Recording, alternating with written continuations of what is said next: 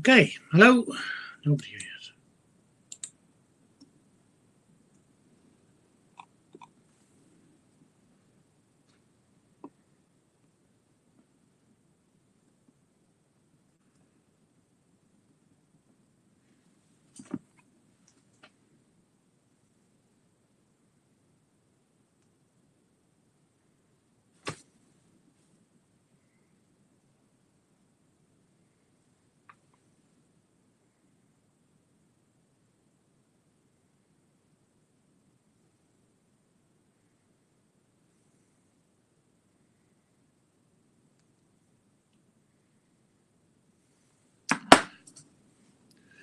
Hello. Okay, I'm just waiting for a couple more people to arrive.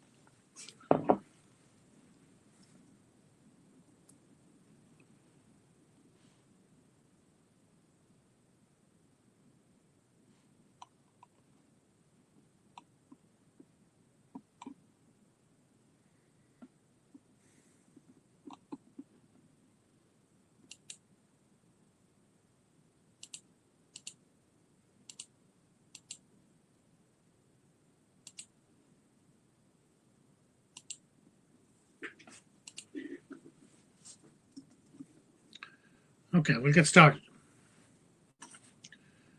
How do you like your salt?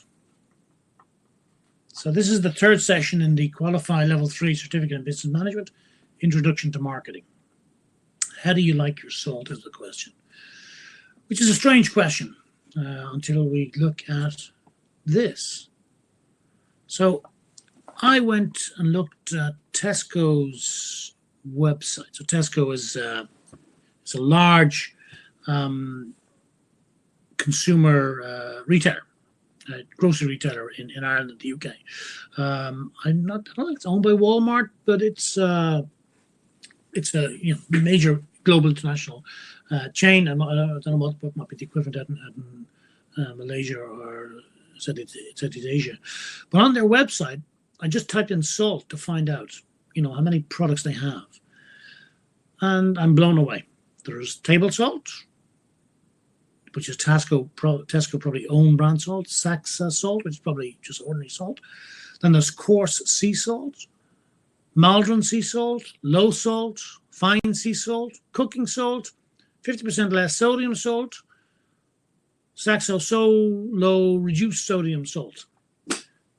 It's salt. Personally, I don't really understand the difference. Now, maybe that's just me.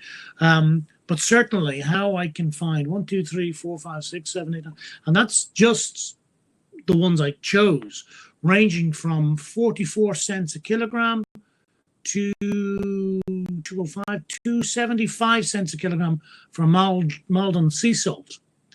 And that's, Maldon sea salt, €275. What's that, like $3.50 a kilogram for sea salt? Like, wow, compared to 44 cents. So the reason I put this slide up is because I'm looking at this and realizing this is a perfect example. So what we're trying to do here is talk about Introduction to Marketing Class 3 is around segmentation. So the learning objective is understand how and why customer groups are targeted. Describe how and why selected organization targets their group of customers. Now what we've just seen is 9 different salt products. How do you like your salt? I don't know. But there are 9 different variations, they're just the ones I've chosen. They're for different customers, different users who have different desires, different needs, different wants. If you think back to what we talked about in the first session, the idea of customer needs, customer wants, and customer demands. So how different are those needs? That's what the purpose of this class is all about. How do we select our targets? So what we want to do is understand how and why customer groups are targeted. So that's really a function of who to target. So it's market segmentation, looking at competing strategies there, looking at target markets and looking at customer groups. And then how to target, how products and services are consumed, and to look at demographics, backgrounds, etc. And then also to look at business, B2C and B2B, which is business to consumers and business to business. But it's all about recognizing that we're segmenting the marketplace, we're identifying subgroups within the market. So market segmentation is the process of dividing up mass markets into groups with similar needs and wants. A market segment, therefore, is an identifiable group within a market. And it's based on the idea that all buyers are not the same. So as we've seen with the salt example, 9 different salts, sea salt, coarse salt, fine salt, low salt, and then, you're getting salt and everything that's produced anyway. So, I'm not sure exactly what the issue is, but there are 9 different salt products in Tesco because all buyers are not the same. So Tesco as a retailer is recognizing that, and it's offering varieties of product that meet the same need generally, but recognizing that there are probably different segments within the marketplace. And in addition, the manufacturers are recognizing that they have different products because all buyers are not the same. So if you go into a supermarket, you find different products from different bakers. You find biscuits, lots of different types of biscuits, different makers, same makers, different biscuits, all because all buyers are not the same. So how do we achieve competitive advantage or superior performance in this space? We do it by identifying segments of industry demand. We do it then by targeting specific segments and by developing specific marketing mixes for each targeted market segment. So it's about taking our big market and breaking it down and then having a solution for different elements within the marketplace. That's what market segmentation is about. Before we talk about that, we have to talk about Michael Porter's generic strategies, because this, I suppose, is a recognition that there are different approaches for different situations. So Michael Porter, who's, I suppose, the guru in many ways of competitive marketing and strategy, what Michael Porter says is that there are 3 generic strategies: differentiation, cost leadership, and focus, based on the same idea that not all buyers are the same, but also corresponding idea that not all suppliers are the same, or all suppliers are not the same, all buyers are not the same. So every organization is different, and every organization has different customers, or recognize that all buyers are not the same. So this creates a situation where the organization has to decide, do we try to be all things to all people, or do we focus a bit more on our strategy? And that's the first step in terms of getting into segmentation.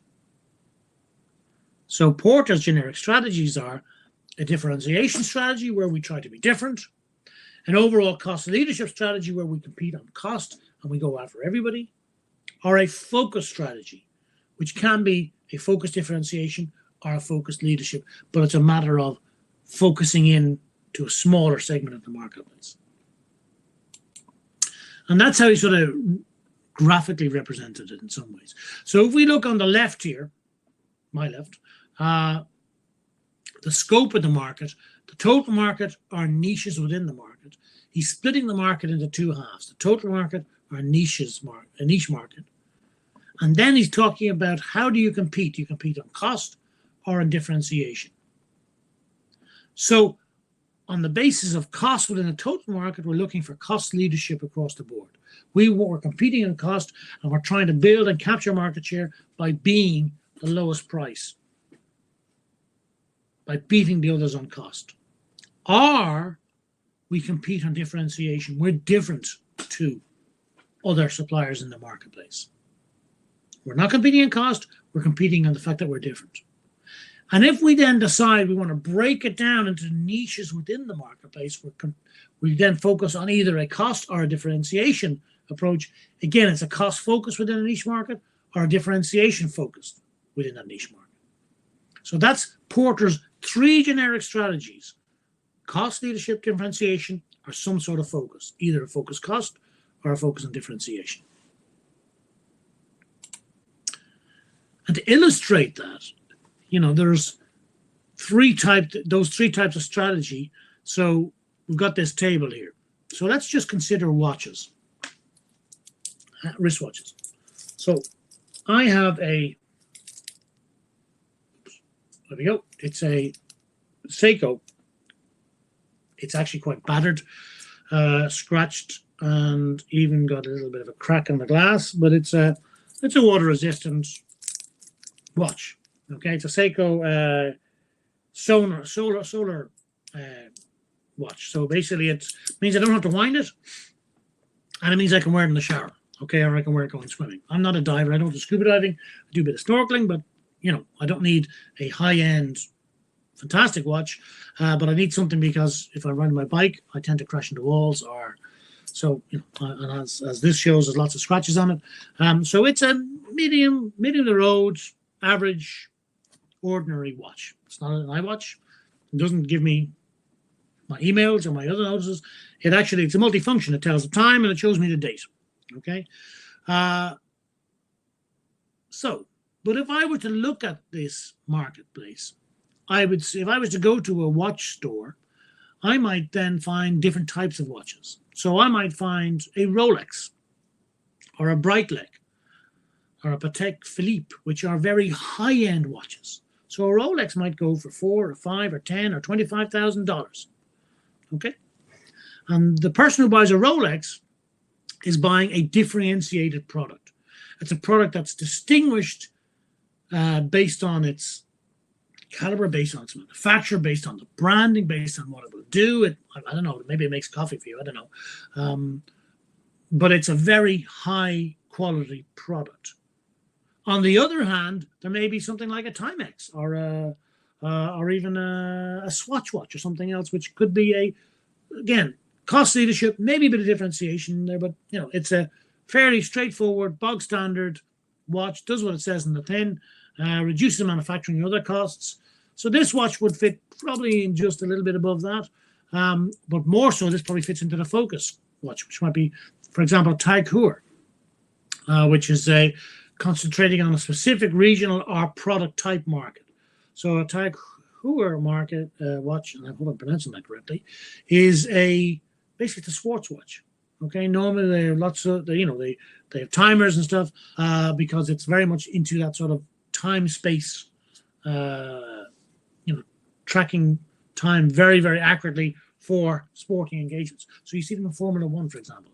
One of the Formula One sponsors is Tag Heuer as a sponsor in Formula One.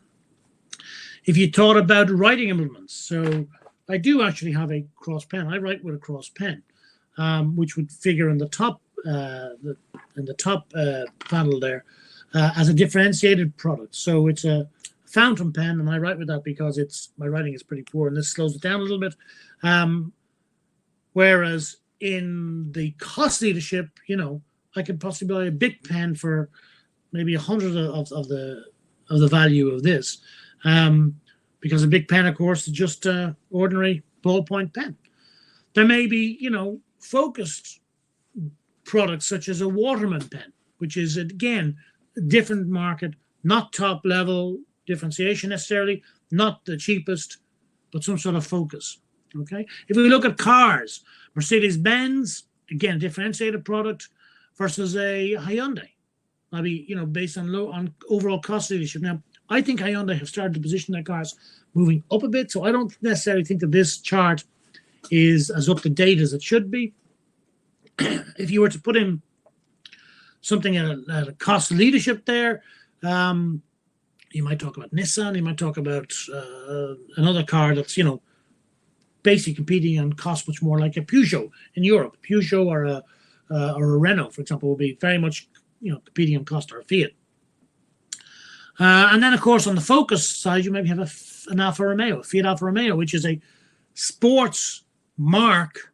It's basically manufactured by Fiat, but it's got to give an extra twist and a performance piece.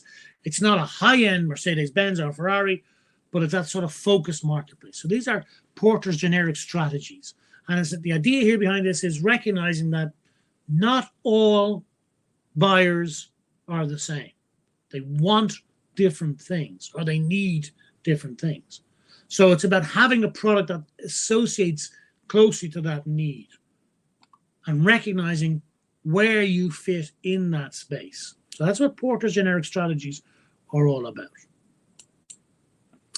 The reason this is important is if you look at something like this chart. Now, you can't possibly read this slide, but what it is it's a whole range of grocery-related or food-related, not all food, but generally food and drink-related products, and who they're ultimately owned by.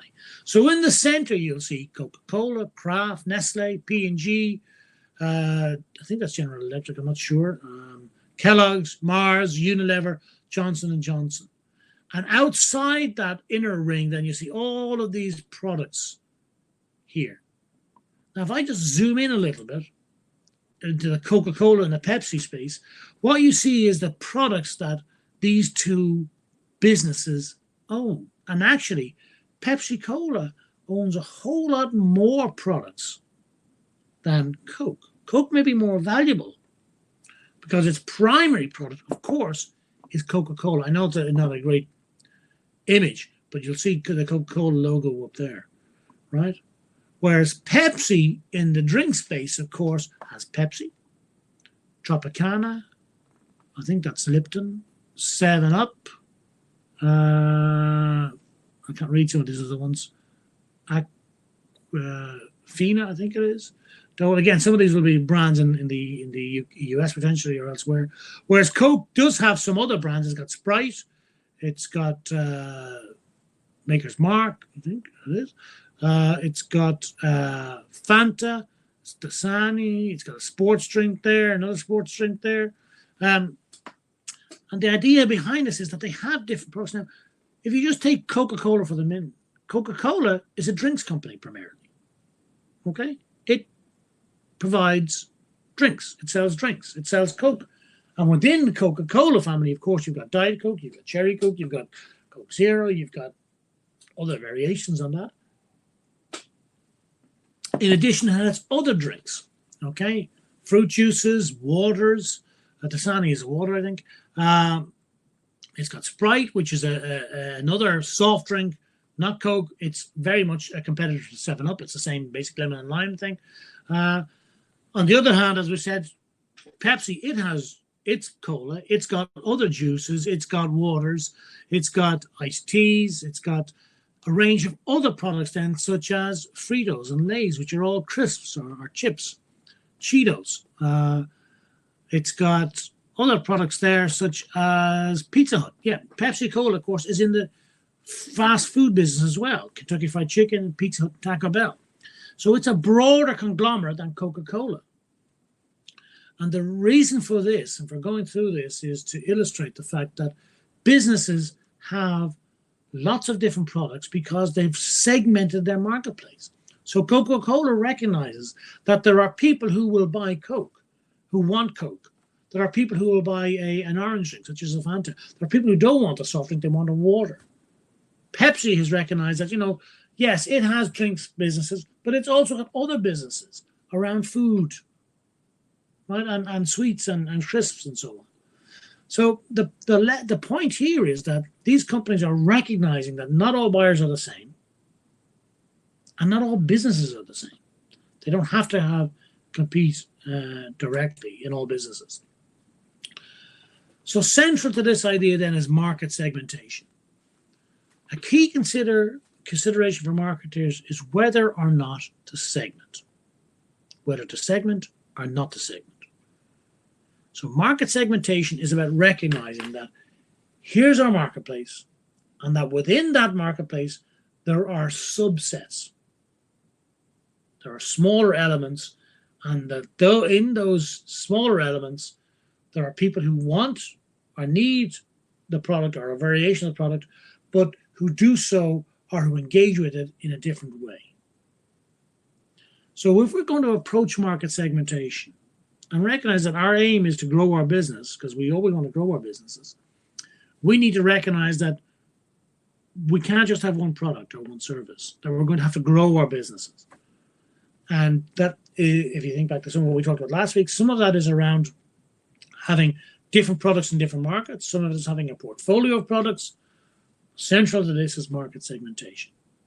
So depending on our company philosophy, on our resources, on our product type or market characteristics, a business may develop an undifferentiated approach or a differentiated approach. We may compete on cost across the board, or we may focus, or we may look to create a differentiated approach. If we're taking an undifferentiated approach, we are ignoring segmentation, and we're developing a product that we think meets the needs of the largest number of buyers. We're trying to get as many people in this big market as possible. And we're not trying to split it up and approach them on a differentiated basis. Now, if we're not doing a differentiated basis, really what we're doing is we're competing on cost. And that means that, you can compete very competitively on that. You can be successful doing that. But it's hard then to create more headroom between sales price and actual cost. Whereas in a differentiated approach, our firm will target one or more segments and develop our offers so we've got separate offers for each segment. And that's important. What we're saying is it's not the same product in each segment. We're recognizing the differences and we're adjusting, and the product will be different. The solution we offer will be different, or will be offered in a different way in different segments. Otherwise, it's just the same product across the board. So if we're making those sort of decisions, we have to think about our segmentation strategy and the factors that influence our decision and our ability then include things like company resources. If we're a small company, we may not have the ability to go attack a big market or to deal with more than one segment in the marketplace. So a concentrated strategy may be more effective. It may be a matter of recognizing, we can't compete there, we can only compete here. So I'm doing some work at the moment with a business to help them understand and develop their business. This is an established business. It's been around. It's got a product that works. But 70% of its business, I think I mentioned this before, is in Dublin. And we're asking the question, well, why is it only in Dublin? Partly, it's because I've never had the reach to go beyond Dublin. But if this product works really well in Dublin, which is a population of 1.2 million, out of a country of 4.5 million, why can't we extend that business into the rest of the country? Why can't we make Dublin more like a 20-30% of the population, make it Dublin 20-30% of this company's business? So there are challenges with doing that. One of which is company resources. We don't have the resources to go and do that straight away. So we've got to figure out how do we segment the market in such a way so that we can step out and step out and step out and gradually get there. Because the product is pretty good, and the need is common. It's recognizing that there are different segments for other reasons that we need to figure out how we can deal with. So the next factor which might influence segmentation strategy is product variability. For highly uniform products, such as sugar or steel, an undifferentiated marketing may be appropriate. Now, I thought that would be the case with salt, but as we saw with the very first slide, there's a differentiation possible even in salt. For products that can be differentiated, such as cars, there can be a differentiated or a concentrated approach. Now, if you think about cars, first of all, there are cars everywhere. They're not all the same. Of course, there are lots of Toyota Camrys or Toyota Aventuses. There are lots of Ford Focuses or Ford Fiestas or whatever they are. There's lots of Mercedes B-Class, Mercedes C-Class, Mercedes A-Class cars. So lots of BMWs. But there are still a range of cars, and there are different cars for different segments, because car companies are really good at understanding this differentiation effect and what it means. And they're actually really good at creating new spaces, about recognizing new segments. And we'll talk about that. Another factor that may influence our segmentation strategy is the product life cycle. So for new products, we may have one approach or one version, but as the product continues over time, we may recognize that there's a more segmented approach. As more competitors enter the marketplace, we may need to defend some of those segments. We may need to recognize those segments and defend those segments by introducing variations of what our offering is. And we see that too. We see that in a number of cases. Another factor around segmentation strategy is market characteristics. If all the buyers have similar tastes and are unwilling to pay a premium, then we're not going to differentiate. But as soon as we recognize that all buyers are not the same, and they may have different tastes or different purchasing capability, we may then look to differentiate and do things a bit differently. Finally, we may look at competitive activity. When competitors apply differentiated or concentrated market segmentation, we have to respond. If competitors are seeing things in the marketplace and developing segments, and they're competing well in those segments, we may have to look and see, well, okay, if we don't get into that segment or we don't address this issue, we're going to lose that segment. And if we lose that segment, maybe we lose some of our overall market share, and that could be a problem.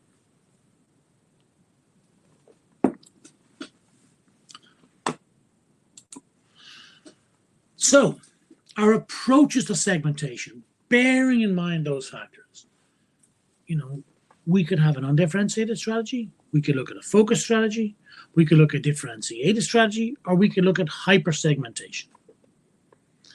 And the choice of those strategies determines how many segments we see. If we choose an undifferentiated strategy, what we're saying is that there's just a market, there's zero segments. We're talking about mass marketing. If we talk about a focus strategy, what we're saying is that we're recognizing that there are different segments, but we're focusing in on one segment. We're focusing in on a niche, and our efforts then are on a smaller, more tightly defined marketplace. So we're not trying to conquer the marketplace in all segments, we're focusing in on one segment. If we have a bit more capability than that, because we're slightly bigger or we have the resources, or for whatever reason, maybe it's to do with the fact that we've got tougher competitors, we have to learn to live it. We may have a differentiated strategy where we recognize two or more segments, and we have different solutions for each segment, or for those segments we recognize. We don't have to go for all of them again. We could choose 2 or 3 or 4 segments in a marketplace out of 6 or 7 or 10 or 20. So it's up to us to decide which segments, how many we're going to be in, and what we're going to do in those segments. More and more, however, of course, we're also getting towards hyper-segmentation. We're looking at thousands of segments. We're looking at one-to-one marketing, where we customize the offer for each individual customer. Hyper-segmentation. At the root of all of this is understanding the customer. So whether it's settling on an undifferentiated strategy or recognizing that we have to go to hyper-segmentation and we have to have thousands effectively of segments, we need to make some decisions, and we do that based on good analysis and deep awareness and information about the marketplace. So our segmenting process is sometimes called the STP process. Segmenting, targeting, and positioning. And there's a number of steps here. So if we're talking about segmenting the marketplace, the first thing we got to do is we've got to identify the market to be segmented. We've got to define what the market is. So maybe the market is for notepads, notebooks. Okay. So we might say that, we're in the business of producing notepads. And this is not a moleskin notepad. Okay. But there are products in the marketplace like a moleskin notebook. And moleskin notebooks, I don't know if you're aware of these, are sort of hardback notebooks. And they come in, plain blank pages or lined or graph pages or dot matrices pages. And they come in small, A5, A4 levels. And they normally have these little pockets at the back, like this one here does. And they might have a sort of a wraparound thing like that so that you can hold the notebook together. And what they are is a retro take on an old notebook, like in Indiana Jones and the Last Crusade, where Sean Connery's notebook is an old notebook that lots of scribbles and stuff in it. So we may recognize that, we're in the writing tablet or the notebook marketplace. Now, 20, 30 years ago, maybe a reporter's notebook, little notebook with a wire bound across the top was a product in place. Maybe you're talking about your refill pads, an 80 or 100 page or 150 page block of A4 paper, which is, glued along the top or glued along the side and lined, and it might be pre-punched, or it could be just a memo block. So there's lots of different marketplaces. What's interesting about the moleskin product is moleskin as a product was dead. It was gone. And the brand was bought by somebody who put a bit of effort into rejuvenating the brand and bringing it back, and it became fashionable.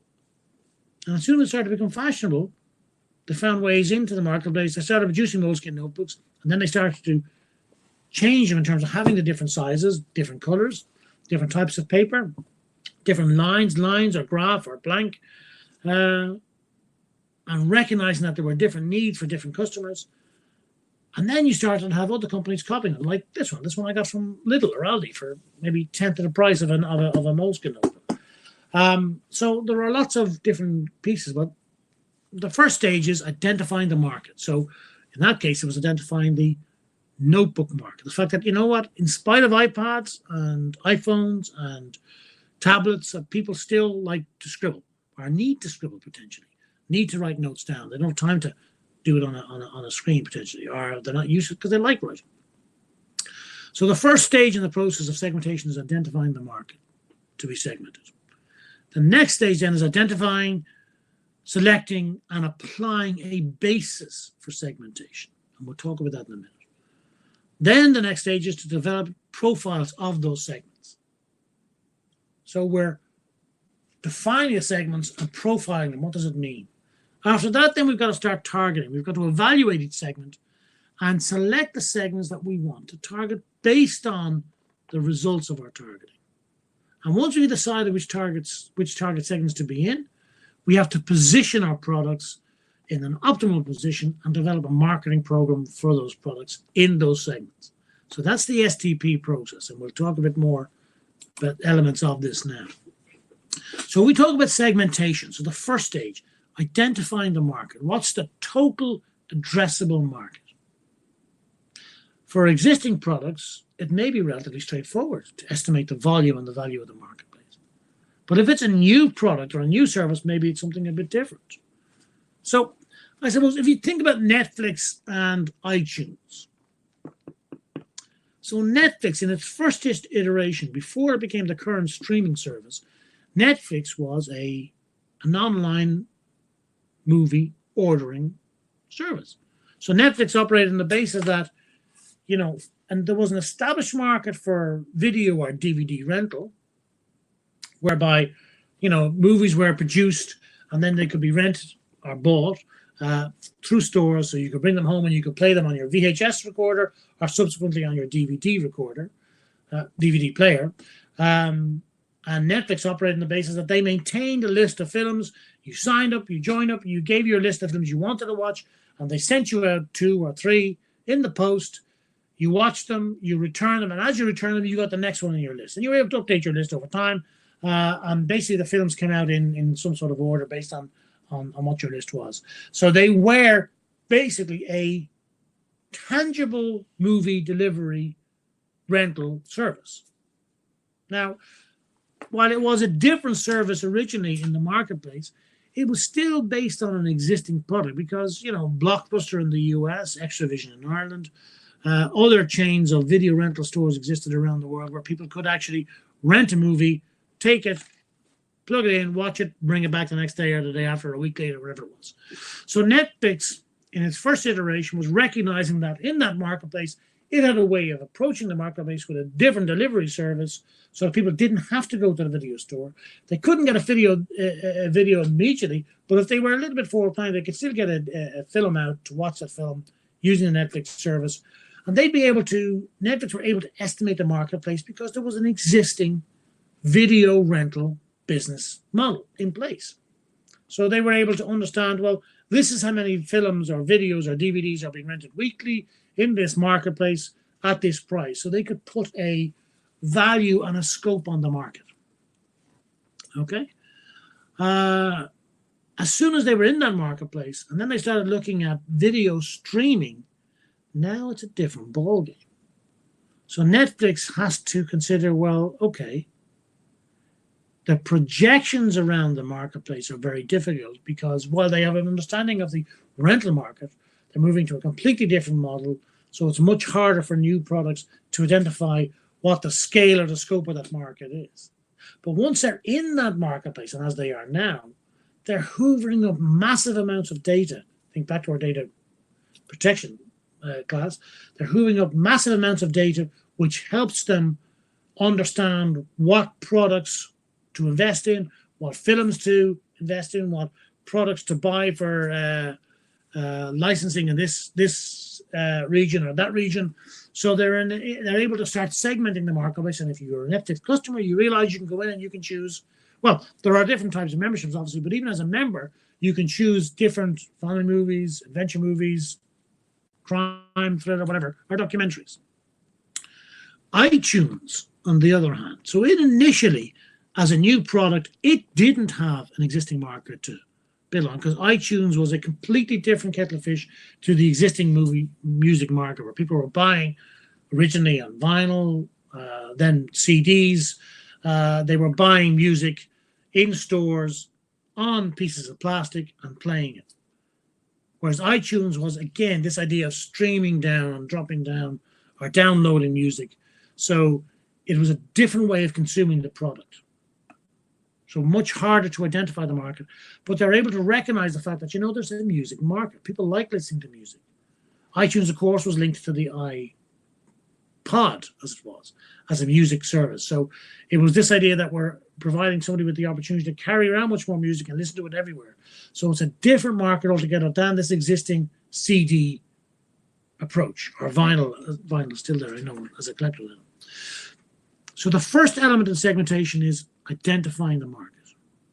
After that, it's to identify and select bases for how we're going to segment the market. How are we going to minimize differences between target customers inside a segment and maximize differences with customers outside that segment?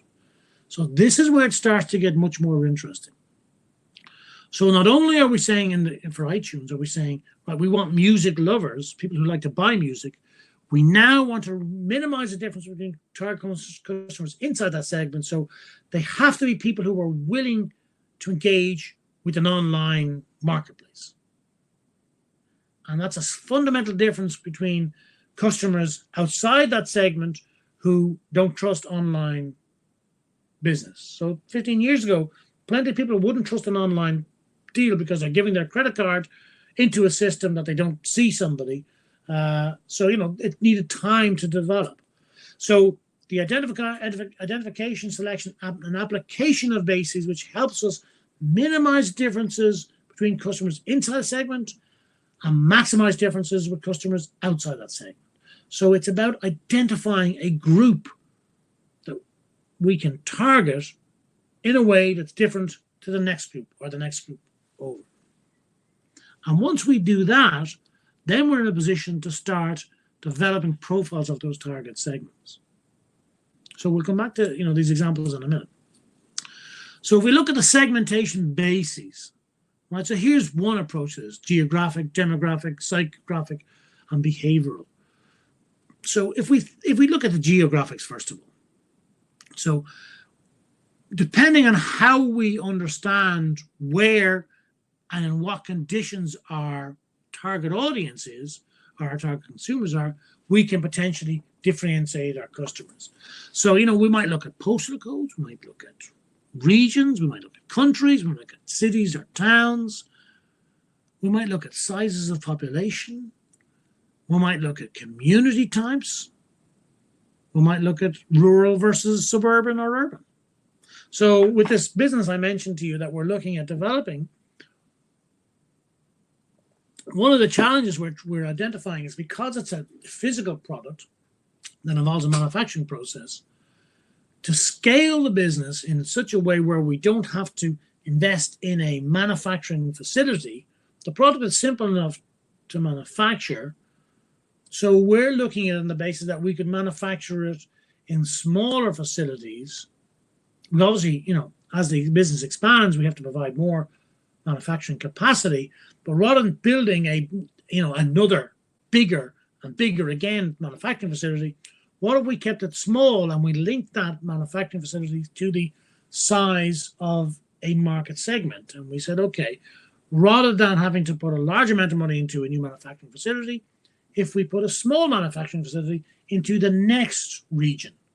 So we're linking it to the potential volume in the region. I don't know if that's going to work or not, but this is an interesting idea that we're playing around with. So that's geographics. We might segment our market based on demographics, an obvious one, based on age or gender, nationality, race even, religion, not so much, income, education, languages spoken. Language is, of course, crucial because different things mean different. Languages have different meanings for similar words, so we want to be careful on what language we're using. Country of birth, other demographics such as weight or height. So gender is an obvious one. I mean, in reality, a lot of retail is aimed at female buyers, or female buyers, even though they may not be female users, because in some environments, females are much more responsible for spending than males, because I suppose for whatever reason, men don't tend to get involved in buying certain products or certain elements compared to women. Historically, I think that's changing. Age is another factor, and like I said, this thing about the iTunes, well, age will also be related to the fact that, younger buyers are much more used to the idea of buying stuff online or getting or accessing service online than older buyers. Race, I don't know. I'm not, there are certainly different racial backgrounds or different races or ethnic groups may approach different markets in different ways. And therefore, the way we sell things in Vietnam compared to how we sell it in Germany, compared to how we sell it in Spain, compared to how we sell it in Canada, might be radically different. Again, it's about understanding the bases and the reasons that we're segmenting the market. We might look at psychographics around, how we understand how people make some of their decisions. Okay, so is it what motivates them? What are their beliefs? Are there value elements? What are their pain points? Are there cultural norms? That we won't buy certain products, or we buy products in a certain way. And of course, behavior is another basis for segmentation. What are people's habits? What are their social media use? We talked about Facebook earlier on in the communications module. So maybe age and Facebook means that we can negate geography to a certain extent. So how we profile the segment, the market segments, based on some mix of these or some other additional basis, helps us define, okay, here's how we start to recognize the people in our segment or in a target segment. And then we're in a better position to turn around and say, we can profile them and we can start to make some decisions about those segments. You'll have heard of some of these. I'm calling this demographic soup. Dinks, dual income, no kids. Yuppies, of course, have been around for quite a long while. Young, upwardly mobile professionals. Dinkers, dual income, no kids, early retirement. Think what? I haven't heard of. Double income, no kids, with a dog. A sitcom, single income, 2 children, and an oppressive mortgage. Kippers, kids in parents' pockets, eroding retirement savings. Glam, greying, leisured, affluent, married. Woof, well-off older folk. So, some of these you can take tongue-in-cheek, but the reality is, from a marketing perspective, we're identifying segments in the marketplace by the potential buyers, and we're understanding some of the characteristics of those buyers. So single income, no kids, means person living on their own or not in a committed relationship, no kids, which means all of their income is available for them to spend or save. Compared to a sitcom, single income, 2 children, and an oppressive mortgage, where there's much less disposable income likely. So the way we would segment those markets or approach those customers between a single income with no kids versus a single income with 2 children and an oppressive mortgage, we might decide, well, we're not going to be in that business or that segment at all because single income, 2 kids and oppressive mortgage doesn't have the disposable income. Or if we've got a product that kids are central to the product, maybe it's some sort of cereal, that actually single income, no kids is not really who we want. We're looking for parents who have children. So either a sitcom, single income, 2 kids, and a oppressive mortgage, or I'm just looking for one with kids there. I'm sure there's another version for double income with kids. In addition, we might look at something, if we're looking at leisure or hotel or travel products, we may say, well, you know what, graying, leisured, affluent, and married are more likely to travel because they've got more disposable income. They're less tied down. Maybe the kids are reared or gone. Similarly, well-off older folk. Now, what we might sell to them and how we might sell it might be radically different to how we might sell to a single income, no kids, all right, or dual income, no kids, early retirement. So again, it's about trying to understand the market, understand segments within that market, and understand what's common to people in that segment and why they're different to other segments. So it's finding a way to sort of distinguish those people. So one way of looking at one particular table, for example, is generational segmenting. We talk about millennials, we talk about Generation X, we talk about baby boomers. So one way of differentiating those is when they were born. So baby boomers after World War II, before 1965, that's when they're born. Generation X, 1966 to 1976 is to when they're born. And millennials born after 1977, but before 1994, compared to Generation Y, which were basically becoming adults after 2000. So what's important about this is what that says about people in the segment, what people in those segments are likely to value. So baby boomers, high value for work ethic. They like the idea of the work, they respect work ethics. That's an important element for them, as it is for Generation X. But Generation X are more open to technology. Baby boomers, less open to technology. Millennials, work ethic doesn't appear anywhere, actually. Technology use, much more open to technology use, much more interested in music and popular culture, liberal and tolerant compared to conservative, are respectful, if you like, back in the baby boomer area. Value smarts, about the same, 5-6% across the board. Clothes appears with millennials, doesn't appear for Generation X or baby boomers. They're not as interested in clothes. More traditional, more interested in things that are more difficult, maybe. I don't know. Millennials seem to reflect the fact that there's more consumerism. So they're more liberal and tolerant, more interested in things like clothes, music, popular culture. And again, those things are enabled by technology. So this gives us the ability to sort of understand, well, in our marketplace, can we segment? Can we segment like this? Even within our segment, do we recognize that there are baby boomer buyers, there are millennial buyers, and there are Generation X buyers? And what does that mean for who we want to sell or who's likely to buy our product? So how we segment our marketplace is very important. So what? Well, if you just look at this, so this is an analysis. Okay, it's from 5 years ago, February 2014, but it's a profile of segments of the U.S. smartphone population. Okay, U.S. smartphone population 5 years ago. Look at the primary operating system. So here, you've got Android versus iOS. Okay. And only in this space here is iOS dominant, very slightly over Android. So Android by far more Android phones than iOS phones. But tribals is the category, okay? And look at visit social media once a day, 84%, highest across the segments. Use smartphone to find local deals, well, jointly here and here, prodigies and tribals. So, what does that say about those people? What else? Top indexing media properties. So, MySpace, of course, which is gone, basically Facebook now. Flickr, it's good, which is there, but it's not gone. Runners Magazine, Airways Magazine, NCIS Los Angeles, which is a TV show, and the American Association of Retired People, AARP, talkers. So what this is, we're starting to recognize that in this smartphone population, there are actually quite different segments. So the tribals are much more committed to Apple, iOS, than any other segment, okay?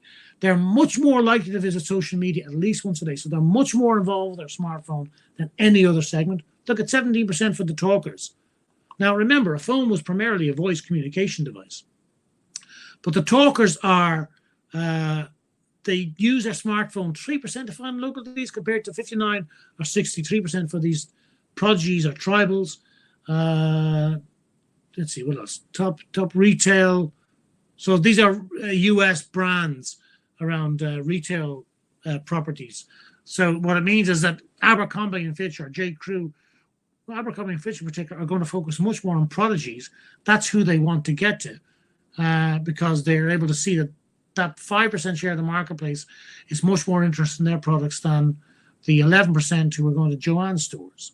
Okay, so this gives us an ability to understand the segments within our marketplace and recognize that actually, our tribals are much more active on social media, active just as with the prodigies around using smartphones to find local deals. Target now that that population, we need to be putting out local deals, leveraging those through social media, and then we're really going to be into that marketplace, into that segment of the market. So how we segment our market really helps us determine how we get to our customers. If we look at Volkswagen car groups, you've got Volkswagen actually owns all of these brands, okay?